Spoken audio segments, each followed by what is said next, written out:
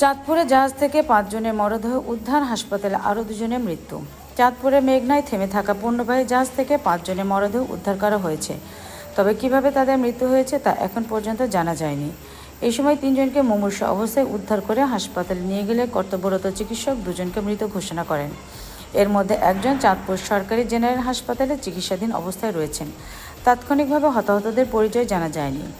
আজ সোমবার বেলা 1টার পর মরদেহের খবর পাওয়া যায়। জানা গেছে জাহাজটির নাম এমভি আল বাখেরা। জাহাজটি নোঙর করা অবস্থায় ছিল। দুপুরের দিকে ওই জাহাজে গিয়ে পৌঁছায় নৌপুলিশ ও কোস্টগার্ডের সদস্যরা। এরপর তারা নিহত ও আহতদের উদ্ধার করেন। বাংলাদেশ কোস্টগার্ডের staff officer Dhaka zone lieutenant colonel Shams এই তথ্য নিশ্চিত করেছেন।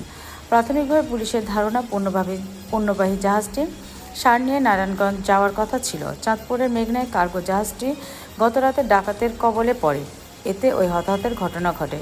চাঁদপুরে নৌপুলিশের অতিরিক্ত police super SP Syed Mushfiqur Rahman জানিয়েছেন, 999-এর মাধ্যমে তারা জানতে পারেন এমভি আল বাহেরা নামক একটি জাহাজে মরদেহ পাওয়া গেছে। 5 জন মৃত অবস্থায় পাওয়া গেছে এবং 3 জন আশঙ্কাজনক অবস্থায় রয়েছে। রক্তাক্ত অবস্থায় তাদের উদ্ধার করে চিকিৎসার জন্য চাঁদপুর সদর হাসপাতালে পাঠানো হয়েছে। জাহাজটিতে কোস্টগার্ড ও নৌপুলিশ যৌথভাবে তল্লাশি চালাচ্ছে। তিনি জানান, এই নৌযানটি সার নিয়ে চট্টগ্রাম থেকে সিরাজগঞ্জে যাচ্ছিল। পুলিশের ধারণা, নিহতরা সবাই জাহাজে ক্রু। তবে কী কারণে এই হত্যাকাণ্ড তা প্রাথমিকভাবে জানতে পারেননি তারা।